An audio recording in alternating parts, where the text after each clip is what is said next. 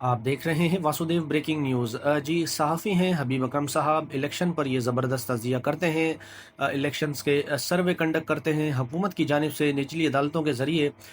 इनके चैनल को भी ब्लॉक कर दिया गया था। 27 यूट्यूब चैनल ब्लॉक हुए थे, तो इन्होंने भी एक अपील की और फिर उस अपील के नतीजे में इनका चैनल यूट्यूब का बहाल कर दिया गया। शायद हुकूमत को इनकी नफीस उर्दू से ख़तरा था।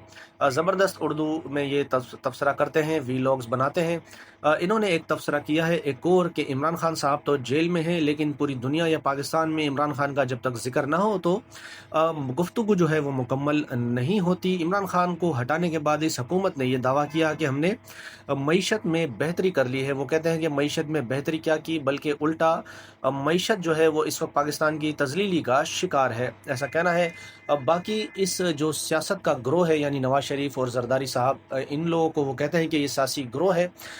इनको इक़्तिदार में लेकर आ गए, लेकिन अब ये बोझ बन चुके हैं और जवान बच्चा भी जब अपने खाने पीने का बंदोबस्त ना कर पाए तो माँ बाप भी उन्हें निकाल देते हैं। तो अब वो ये कहते हैं कि जितना भी रियासत ने इनसे लाड प्यार किया हुआ था, ये बिगड़े हुए बुजुर्ग हैं, तो ये तमाम चीज़ें अब इनके साथ ख़त्म होने को हैं।